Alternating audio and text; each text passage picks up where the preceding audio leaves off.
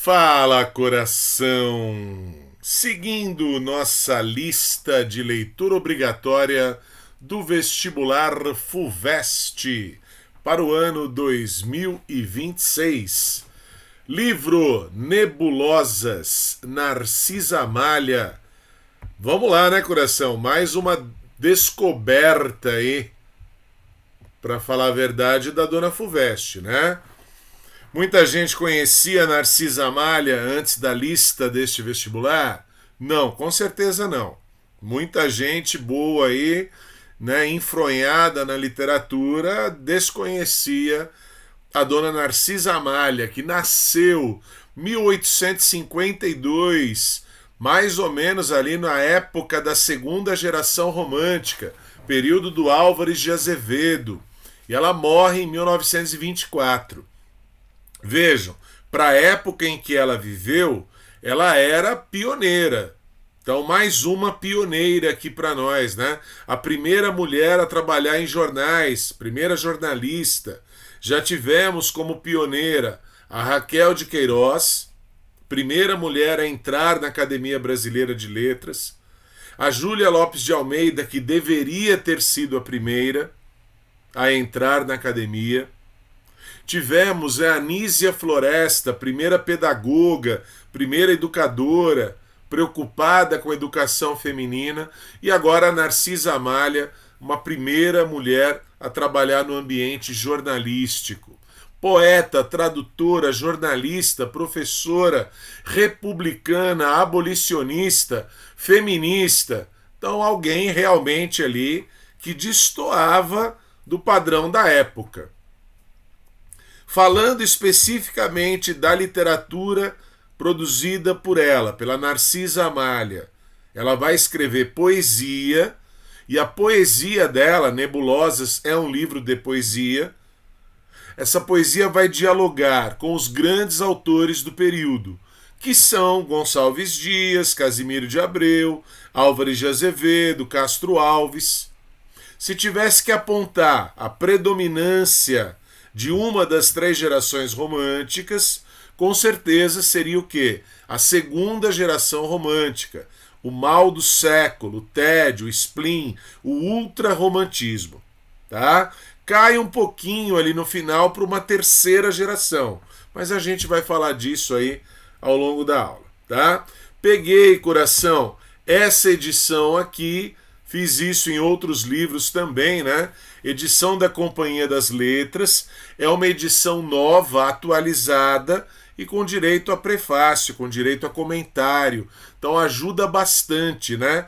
Porque é justamente o que o vestibular vai perguntar, tá? Livro publicado 1872. Você fez a conta já, percebeu que a dona Narcisa Amália, na época, era uma jovenzinha de 20 anos de idade. Beleza? Então, algo parecido, né, com o que fez o Álvares de Azevedo. O Álvares de Azevedo, que é o grande expoente da segunda geração romântica, ele morre com 20 anos de idade, né? Então, tudo que ele escreveu até essa idade, tá? Destaque aqui, coração. Narcisa Amália vai receber o aval, né, o carimbo ali, primeiro do Dom Pedro II, então admirada pelo imperador Dom Pedro II, e depois, coração, vejam, aí a gente vai ler na íntegra, né, recebeu elogios de ninguém mais, ninguém menos do que Machado de Assis, tá? Então ela publica o livro em 1872, tá? Então vamos lembrar que ainda prevalece o romantismo. O Machado vai publicar como primeira obra realista no Brasil o Memórias Póstumas de Brás Cubas em 1881. Então estamos 9 anos antes. E o Machado, autor romântico, escrevendo crônicas, fazendo crítica literária, vai escrever isto daqui a respeito do livro da Narcisa Amália. Olha lá. A leitura das Nebulosas causou-me a este respeito excelente impressão, Achei uma poetisa dotada de sentimento verdadeiro e real e inspiração. Há espaços de muito vigor, reinando em todo livro, um ar de sinceridade e modéstia que encanta, e todos estes predicados juntos, e os mais que lhe notar a crítica, é certo que não são comuns a todas as cultoras de poesia. Termino as transcrições e a notícia recomendando aos leitores as nebulosas. Coração. Óbvio, né, que isso vai repercutir favoravelmente para ela na época. Ela tem ali o aval, né? Ela é cacifada pelo Dom Pedro II e pelo Machado de Assis. Só que, coração, né? Dois pesos e duas medidas, né? A mulher que escreve na época, ela precisa ser referendada por um homem. Ou isso seria para qualquer autor iniciante? Tá? É isso que a gente vai discutir. Então, ela é considerada uma pioneira do feminismo no Brasil, muito mais pela vida dela do que por um ativismo, né? Por participar de lutas feministas. Ela se casa e 2 vezes, vejam, quando oprimida pelo segundo marido, poeta abandonou a casa, seguiu a rumo à capital, Rio de Janeiro. Então vejam, ela é uma mulher à frente do seu tempo, até nisso, nos relacionamentos amorosos. Então imagine uma mulher no século XIX, né, bancar uma separação, assumir publicamente uma separação. A mulher separada, a mulher descasada, ela era mal vista naquela sociedade. E aí a dona Narcisa Amália vai viver do seu trabalho como professora, tá? Então, casou e separou 2 vezes. Na época, isso rendia as mulheres, vocês estão vendo aí, preconceitos de todo tipo. Outro preconceito que ela vai ter que enfrentar, acreditem, né? Uma mulher bonita, cortejada. Então, não pode ser bonita e inteligente ao mesmo tempo. Havia, né, esse preconceito. Então, ela era bonita demais para escrever tão bem. Imaginem, né? Que absurdo total. Aqui, coração, eu vou ler na íntegra, isso eu tirei, né, do prefácio dessa edição da Companhia das Letras. Eu acredito que a pegada da FUVEST seja nessa linha. Não só para Narcisa Amália, mas para várias dessas autoras que eram desconhecidas. Sejamos, né, bem sinceros. Conhecidas eram Lígia Fagundes Telles, Raquel de Queiroz. Tudo bem, coração? Agora, Narcisa Amália, Nísia Floresta, a própria Júlia Lopes de Almeida, elas foram aqui, né, quase que redescobertas. Então eu acho que a pegada vai ser nessa linha da violência do silenciamento. Mulheres intelectuais de destaque que foram silenciadas, né, pela cultura oficial. Então a cultura oficial, aquela que vai produzir os manuais de literatura, se omitiram, não citaram, não fizeram referência a essas 3 mulheres. Então é uma violência silenciar dessa forma, simplesmente pelo fato de serem mulheres. Então vou lá, né? Vou ler, importante isso daqui porque eu acho que a pegada vai ser essa daqui. Não se esperava um livro de qualidade escrito por uma mulher? Esse preconceito pode ser compreendido pelo fato de as mulheres estarem circunscritas ao espaço privado e sem acesso à educação. Vistas como mulheres excepcionais, termo que supõe a existência de uma massa de mulheres ordinárias, comuns, em sua maioria silenciadas e anônimas, das quais tais artistas se diferenciam por serem dotadas de qualidades singulares. A mensagem subliminar por trás dos elogios, aqueles do Machado de Assis, é que Narcisa Amália, vejam agora, é boa poeta apesar de ser mulher. Cruel, né, coração? tá? Então é um homem referendando, é um Machado de Assis referendando, mas parece, né, dá essa impressão. Olha, apesar de ser mulher, leiam, porque é bom, o livro é bom. Apesar da autora, né, de ser uma mulher autora, os poemas são bons. Então, lamentável, né, que a situação seja essa. Se por um lado os registros comprovam que as mulheres participaram ativamente do meio literário, por outro, é possível constatar que tal inserção não foi efetiva para lhes assegurar aquilo que eu já antecipei, registros permanentes no cânone e na tradição literária brasileira. Cânone é o padrão.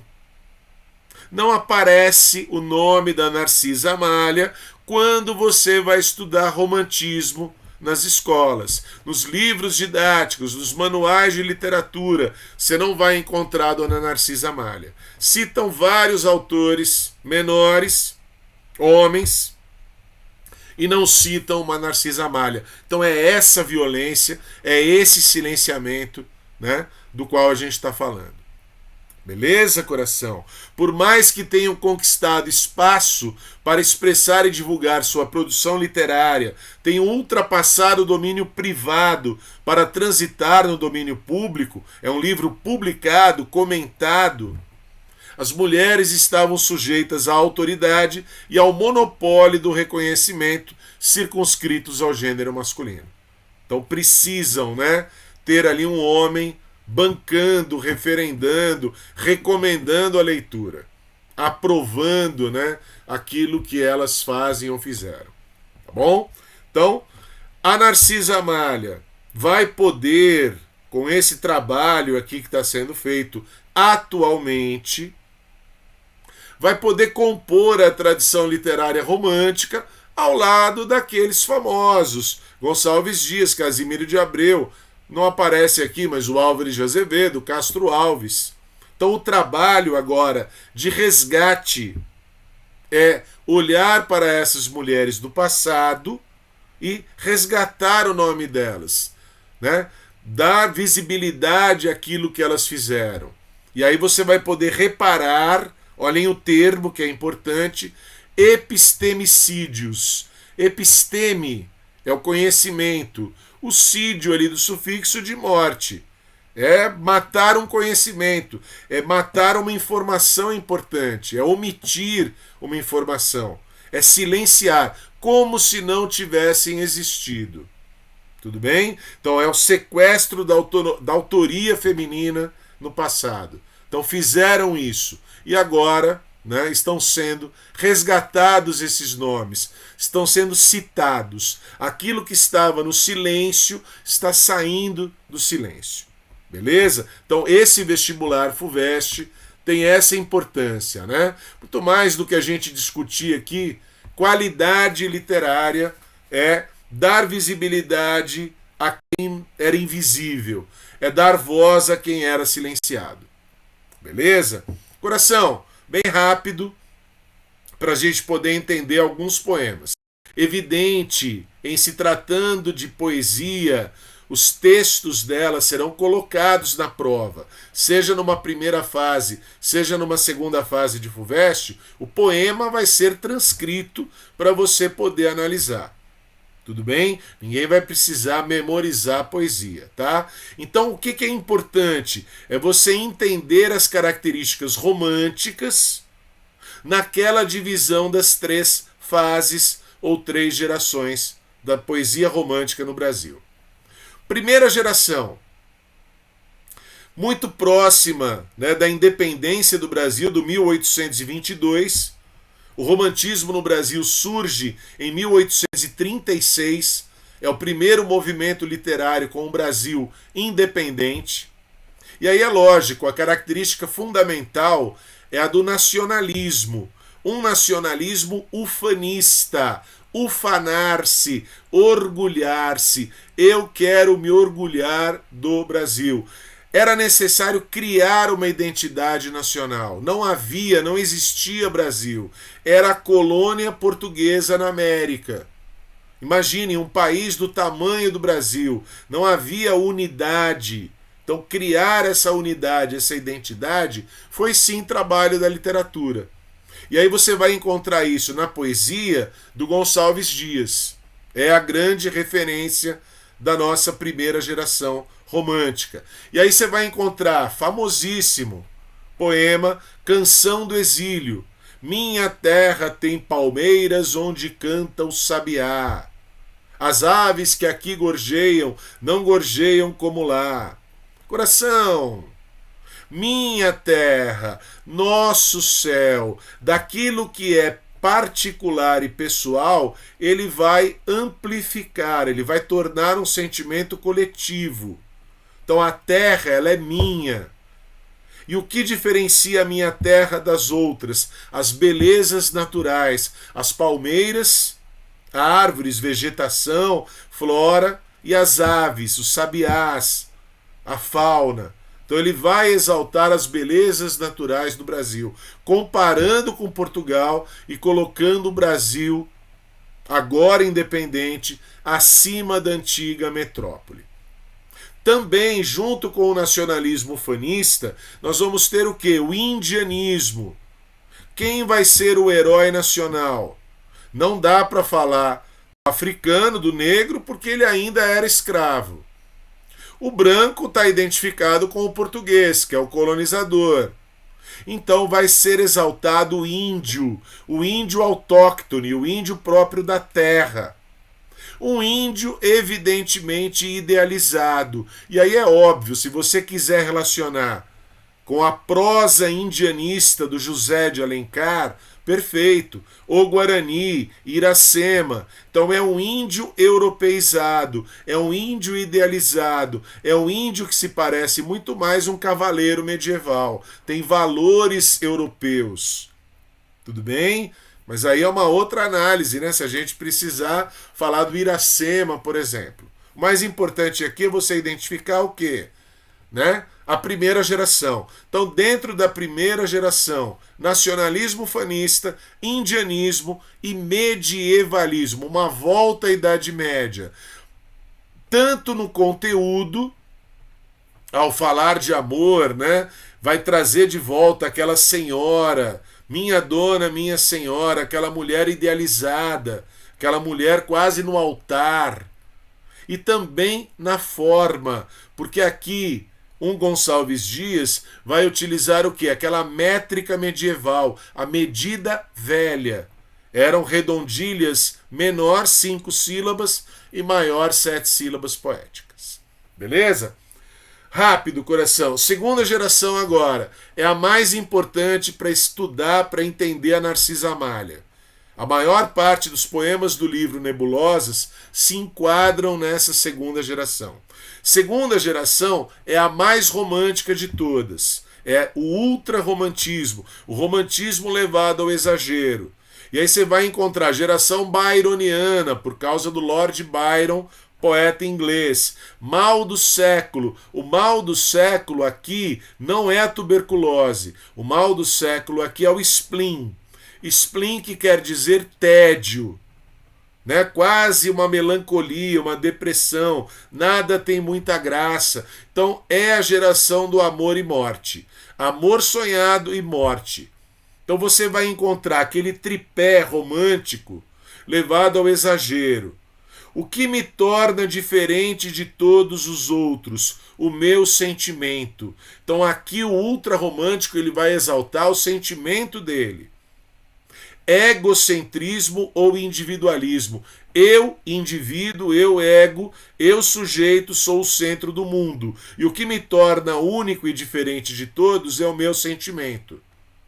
Pena que a realidade não percebeu que eu sou o centro do mundo. E aí, se a realidade é insatisfatória, eu fujo da realidade. Escapismo. Escapismo pode acontecer pelo sonho, fantasia, devaneio, pela droga, que na época era o tabaco, o álcool, né? Principalmente o charuto, o vinho, e também a morte, a idealização da morte. Então é cara aqui de Tim Burton, Tá? Você que está assistindo aí uma Wandinha da vida, é aquela cara de Amor e Morte bem Tim Burton que marca aqui essa segunda geração. Tem outros nomes, Casimiro de Abreu, Fagundes Varela, mas o principal autor é o Álvares de Azevedo, da Lira dos 20 anos. Tranquilo? Vamos lá, aguinha. Para a gente fazer um resuminho da terceira geração. A terceira geração ela já é pré-realista, ela já está caminhando na direção do realismo. Então ela vai ser muito romântica ainda na forma, ela quer ganhar pela emoção, mas ela já vai ser realista no conteúdo. É uma poesia social, é o que nós vamos chamar aqui de condoreirismo. O condor, o pássaro, a ave da Cordilheira dos Andes, é um símbolo dessa terceira geração. Castro Alves é o grande nome. Vai aparecer poema em homenagem ao Castro Alves no livro Nebulosas da Narcisa Amália. Castro Alves é o poeta dos escravos, é aquele que escreveu Navio Negreiro, aquele que participou ativamente da campanha, né, abolicionista e republicana. Então vejam, é alguém que quer mudar o mundo, quer transformar a realidade, mas ele quer ganhar adeptos para as causas que ele defende pela emoção, pela comoção, pelo sentimento. Por isso que ele ainda é romântico. Beleza? Grande eloquência, são poemas que devem ser declamados, gritados em praça pública. Tá joia? Coração, tem dúvida? Manda para mim aí, eu respondo, tá bom? A gente está começando aqui, né, esse perfil com aulas no TikTok. Então, por favor, manda para mim aí perguntinha e a gente vai interagindo, tá?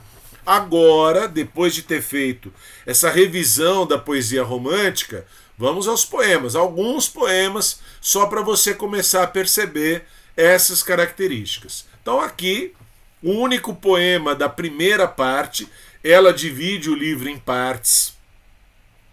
O título é justamente Nebulosas, que é o título do livro como um todo.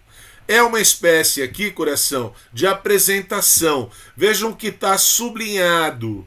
Assim nasceram os meus tristes versos. Então, é a escritora, é a poeta se apresentando para o público leitor. Lembrem, ela está com 20 anos de idade quando o livro é publicado. Palavras que eu destaquei aqui estão coloridas. Desalento, trevas, nublaram-me, descrença, horror do abandono, mórbidos. Coração, só pelo vocabulário você vai dizer o quê? É um poema típico da segunda geração romântica, Amor e Morte. O sentimento do tédio, da melancolia, daquela quase depressão. Tranquilo? Então, lógico, você vai poder pausar esse vídeo aqui, ler o poema inteiro, só que o vocabulário é mais importante do que o texto inteiro, tá? Para você perceber a identificação dela com o que havia, né, na época, entendido como segunda geração romântica. Tá joia? Apesar de eu destacar ali no finalzinho, na forma, ela usa, né, décimas, são estrofes de 10 versos, são versos longos, decassílabos, tá? Tem muita hipérbole, a hipérbole é uma característica condoreira da terceira geração, mas é óbvio, né, prevalece aquele sofrimento típico da segunda geração romântica. Tá joia? Então é importante você ler alguns poemas e, né, identificar as características românticas. O que a FUVEST vai querer provar? Que ela é uma grande autora romântica, como os outros autores românticos do período. Coração, eu vou concordar, mas eu também preciso dar a minha alfinetada, né? Na segunda parte, nós vamos ter muitas epígrafes que são citações dos homens, dos poetas, homens brasileiros e estrangeiros. Aqui, coração, eu vou cutucar no seguinte sentido. Tá com cara de homenagem, mas é quase um plágio, né? É quase uma imitação. Você vai ver ali o Fagundes Varela no Cântico do Calvário, Coloquei essa caixinha aí, esse box. Eras na vida a pomba predileta, que sobre um mar de angústias conduzia o ramo da esperança. Eras a estrela que entre as névoas do inverno cintilava, apontando o caminho ao pegureiro. Eras a messe de um dourado estio. Coração, ele escreve este poema para o filho que morre, né, muito pequeno ainda. Por isso o Cântico do Calvário. Aí você vai ler o poema da Narcisa Amália, Saudades. Eu era de meu pai, pobre poeta, o astro que o porvir lhe iluminava. De minha mãe que louca me adorava, era na vida a rosa predileta. Então é aquilo, né? Homenagem ou quase um plágio, né? Então, evidente, a mulher na época ela precisa se apoiar, né, nos autores, homens conhecidos. Mas aqui eu acho que é um certo exagero, tá bom? Pode ser opinião minha e aí você vai tirar a sua. Pode criticar à vontade, tá? Outro poema que eu peguei aqui para a gente identificar o quê? Características típicas da segunda geração. Percebam que ela adota um eu lírico masculino. Ou, né, está se dirigindo afetivamente a uma mulher. Pensas tu, feiticeira, que te esqueço? Que ouvi do nossa infância tão florida, que a tuas meigas frases nego a preço? Esquecer-me de ti, minha querida, posso acaso esquecer a luz divina que rebrilha nas trevas desta vida? Era esquecer a lúcida neblina. Essa imagem das nebulosas, né, ela vai ser bastante repetida. Então você percebe ali quase um paradoxo, um oxímoro. Lúcida neblina. Né? Você tem ao mesmo tempo algo de luz que esclarece, mas você tem uma neblina que esconde. Mostra e esconde ao mesmo tempo. Tá? Então tem uma dualidade aí. Tá? Sublinhado. Sem ti, contigo. A oposição. Sem ti, não tem o sol um raio terno. Contigo, o mundo tredo é paraíso, e a taça do viver tem mel eterno. Então, com a presença da feiticeira, da querida, o mundo é um paraíso, onde há mel eterno. Sem ti, a existência é um pesadelo. Então é uma poesia romântica, não é difícil de ler e de interpretar, coração. É só você se apoiar nas características das três gerações, principalmente segunda e terceira, tá? E mais ainda segunda. Então, não há aqui grande, né, dificuldade no sentido de se entender a dona Narcisa Amália. Ela era moradora da cidade de Resende, no Rio de Janeiro. Resende é interior.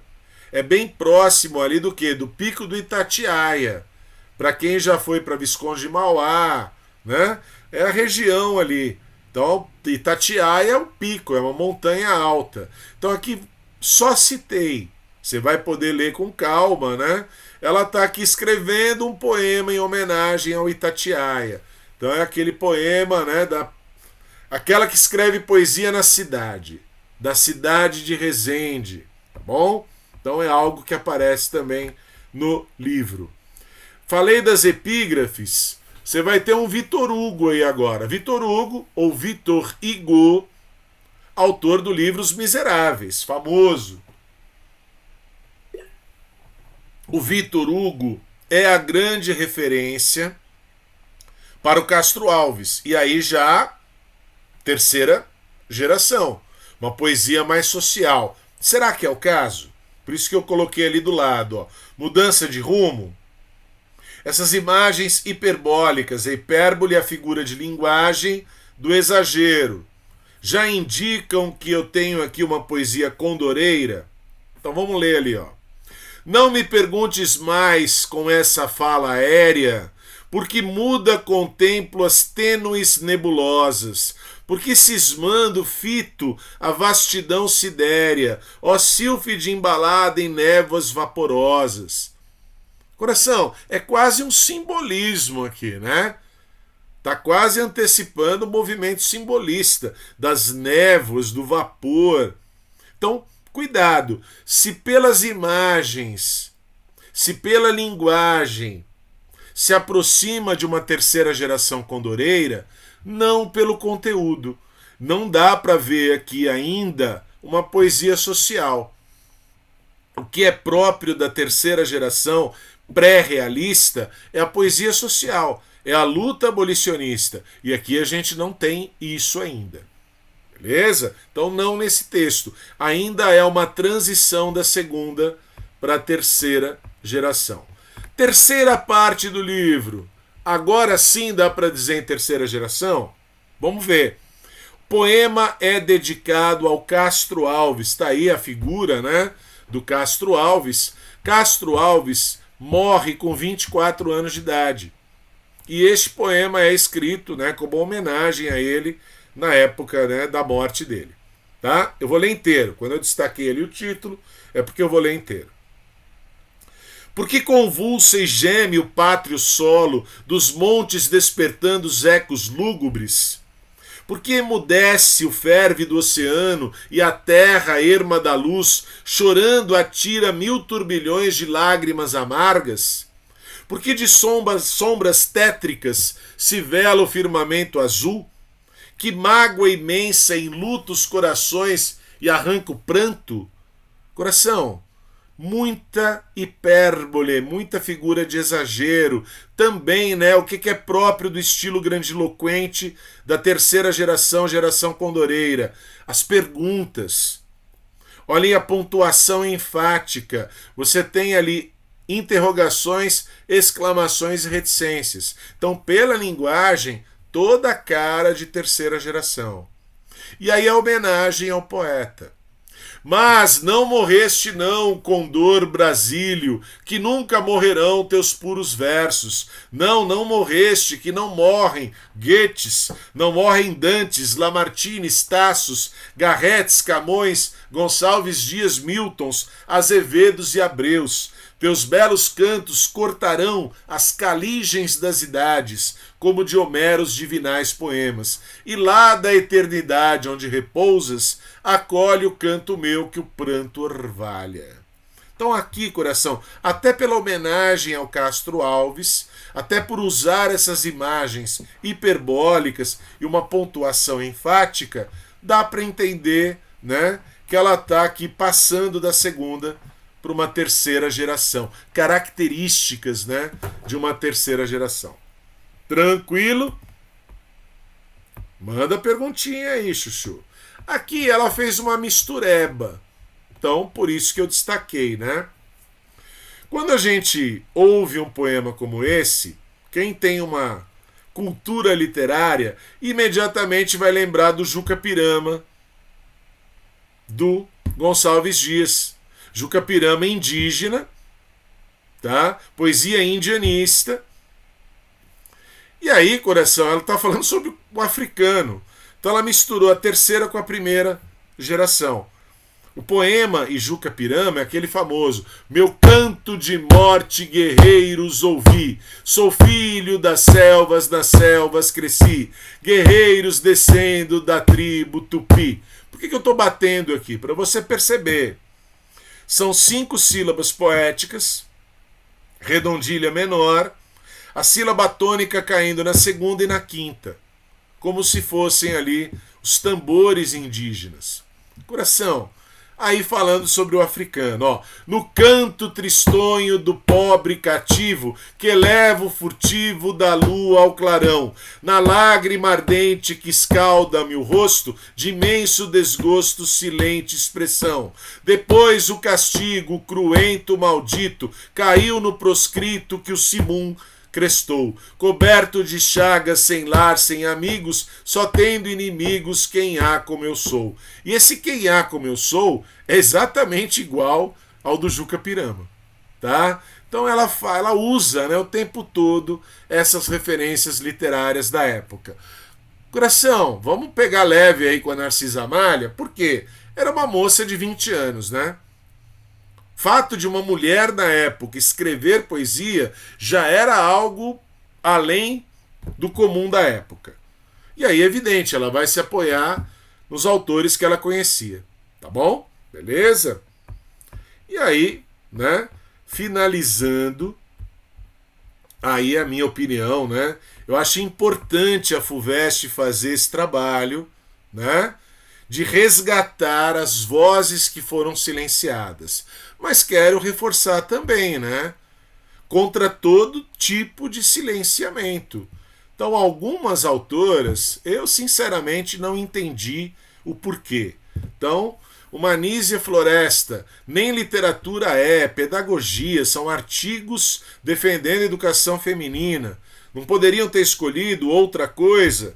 Uma Carolina Maria de Jesus, do Quarto de Despejo, também foi alguém que foi silenciado. Beleza? Maria Firmina dos Reis, escritora maranhense, romântica, século XIX. Tá ali, ó, nascida em 1822, falecida em 1917, escritora, professora, musicista, criadora da primeira escola mista do Brasil. Livro Úrsula, 1859. Então havia outras possibilidades, tá? Mas vamos trabalhar com aquilo que nós temos. Belezinha?